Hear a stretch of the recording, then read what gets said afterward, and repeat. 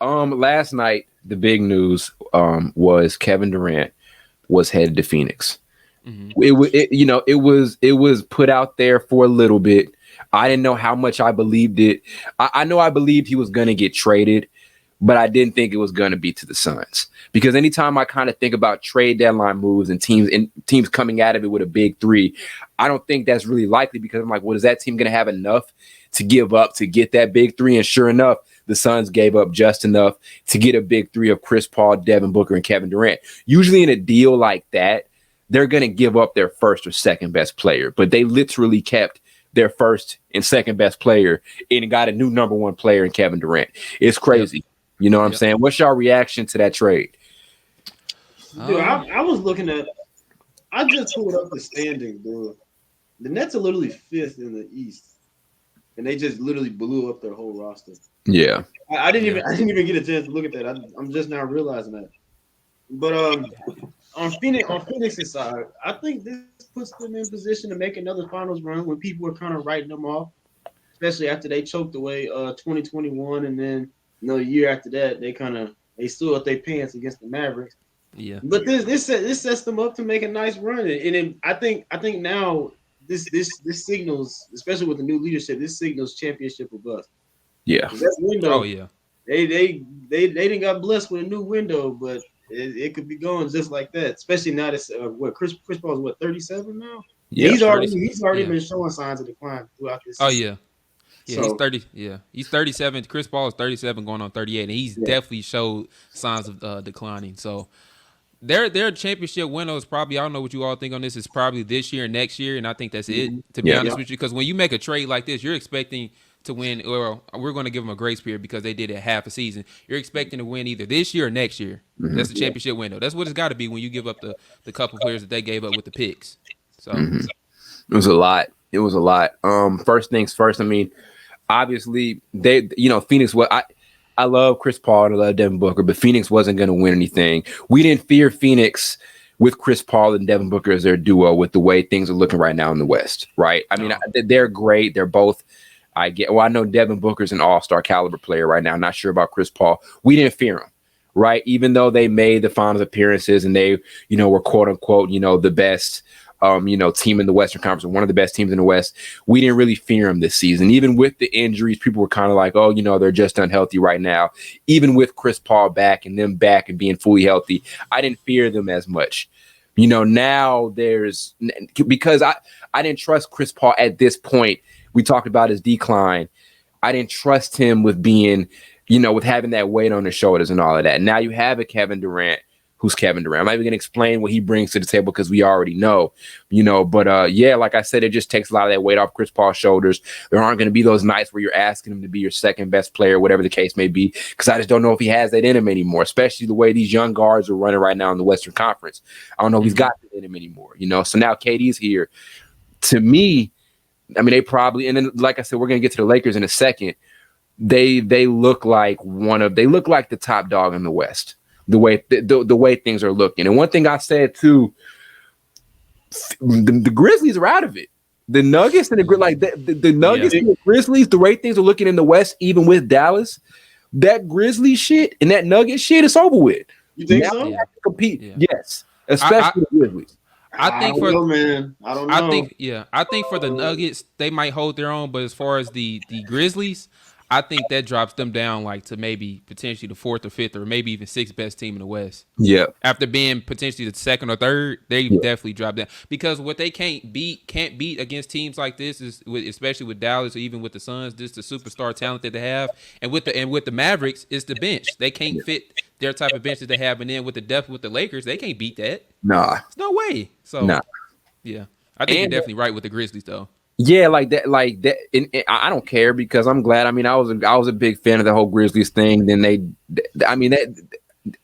Grizzlies are what they are. That shit talking got old, and then they right now they back is against the wall. That talk they had about we ain't worried about nobody in the West.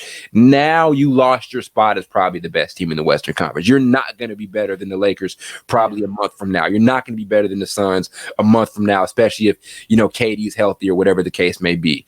Phoenix did it with this trade, and Carl, we talked about this before the pod. they gave up depth and giving up Mikal Bridges and giving up Cam Johnson. Those were big giveaways. But like I said, it's a necessary sacrifice to get KD. But I mean, I don't know. Then there's a flip side to that. KD's not been the healthiest. You know what I mean?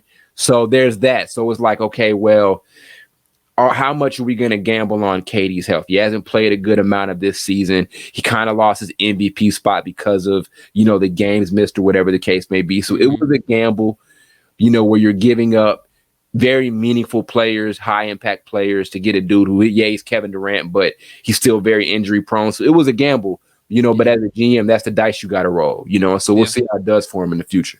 Yeah, no. Kevin Durant is definitely one of those players. It doesn't matter how bad his injury history is. They're always going to trade picks for him or trade players for him because he's, like he said, he's Kevin Durant. So at the end of the day, but that is a potential thing you have to worry about though with him, his injury history, because every year he's like missed at least half of the games. It felt like over the last 3 seasons. Yeah. So for sure. I will say when we talk about Phoenix's bench, I actually just saw a report they're interested in getting Reggie Jackson because he's about to be bought out. But with KD, I think he brings a whole nother dimension to the offense. It was already pretty good, especially with Chris Paul. I know we talk about CP3 a lot, but putting him together with Chris Paul and Devin Booker, and they've got TJ Warren maybe coming off who knows what he'll be doing. Yeah, I think this really sets up Phoenix to potentially have, I'd say, the best offense in the league. If everybody stays healthy, at least down the stretch. Yeah. Yeah. But I'll say this to you all. You all have to realize this. What we think is going to happen doesn't always happen. It's true. We picturing in our head, this might be the best offense in the league. They might have not an easy path to the finals. So there's still a lot of competition in the West, but they might get to the finals easily. All this other stuff, they still got to play the game. It's like certain shit still has to mesh.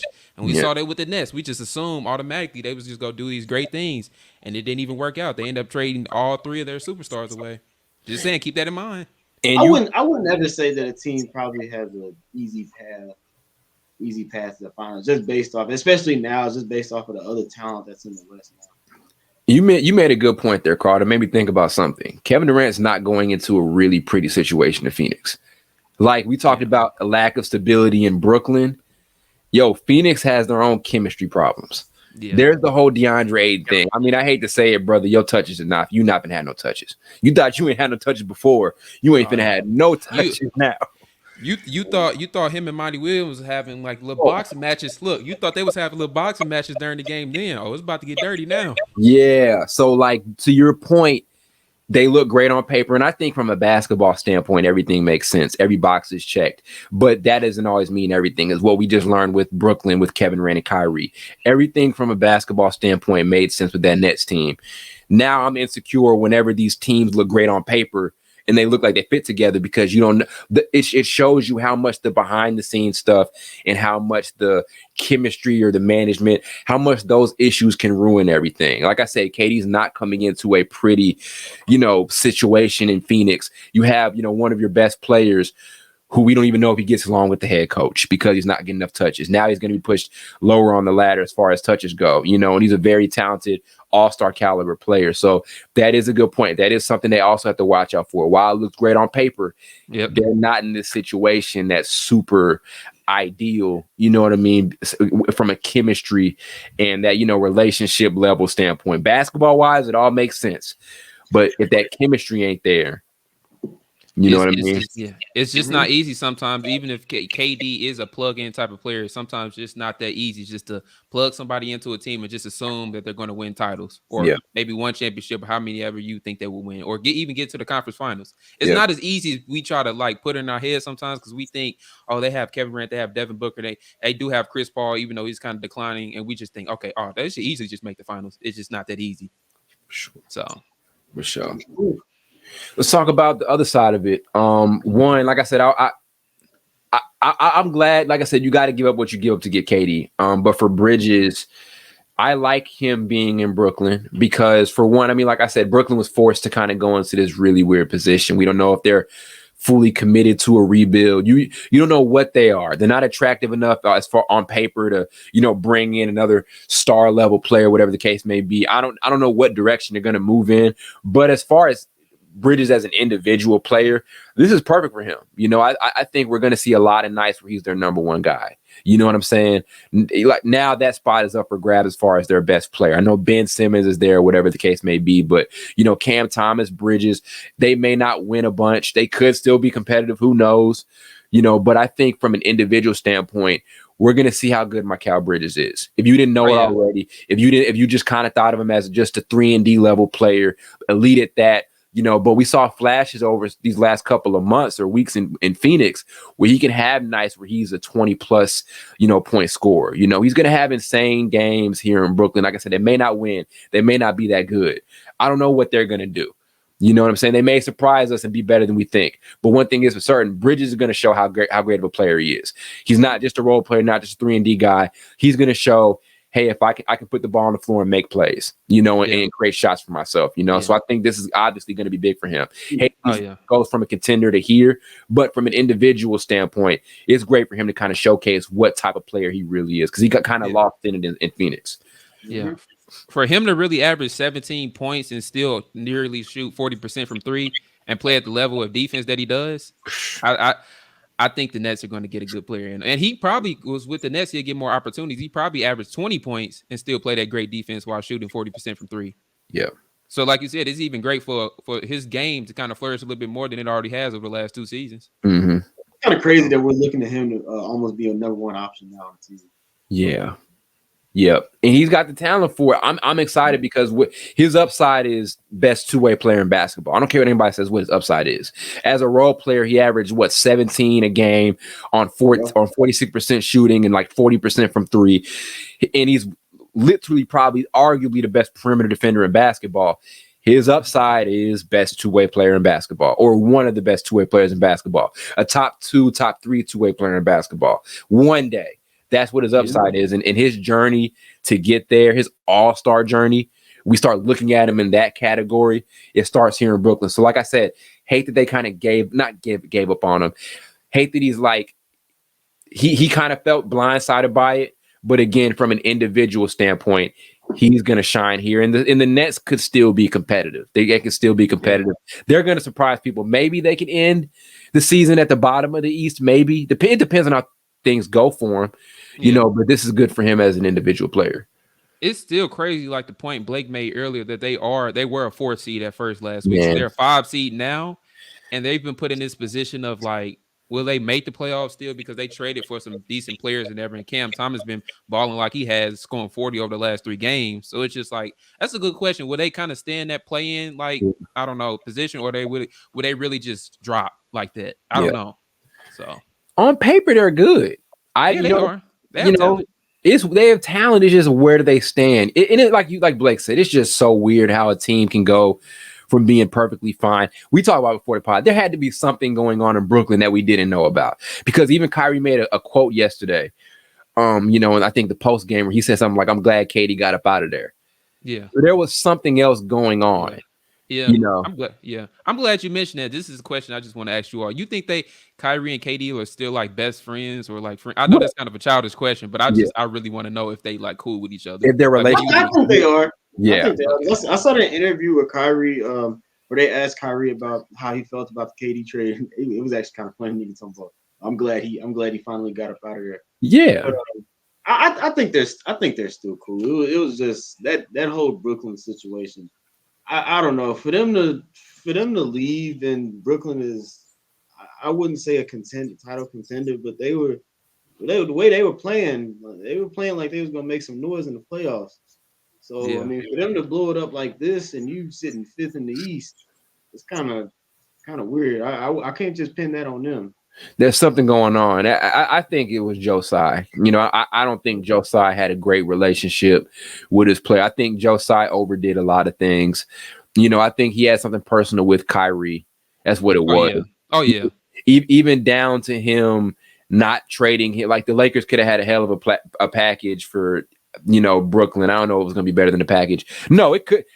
It may have made more sense. A Lakers package would have probably made more sense than the Mavericks package. You know, but they didn't get anything back from the Mavericks. Yeah, like the point that they denied that just to spite Kyrie.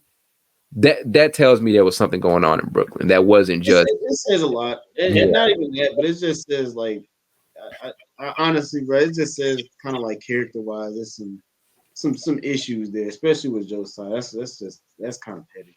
It is petty. Yeah, it's crazy that you have 3 superstars of James Harden, Kevin Durant, and Kyrie Irving's talent level that they were all on the team together last year. I guarantee you, none of us would have ever thought they would have all been going by this year. Nah. A year later. Yeah. Maybe James Harden, I guess, maybe one out of the 3, maybe 2 out of 3, but not all 3. It's like that's not only dysfunctionality on the players, but it's also, like you said, it's on Joe's side too. Like it's all of them had something to do with this. This is not good that all 3 superstars just left like that. Yeah, it's somebody's fault. They all played 13 games together. That's a damn shame. I think in Kyrie and KD only played like what, 40 something? No, they played 74 together. 74? Okay, yeah. So I kind of feel bad for Jacques Vaughn too. You know what I mean? But for them to leave him says something too. Like you know what I mean? Like that there had to be something that was going on that was so fucked up for them to be like, I can't do this shit no more, you know. It had to be, because I'm sitting there like they left the young guys, Cam Thomas, Claxton, them dudes loved them, and you left Jacques Vaughn. There was something else going on in Brooklyn. I can't wait to see when the Kyrie 30 for 30 comes out in about 15 years. We gonna figure out. Make it sooner than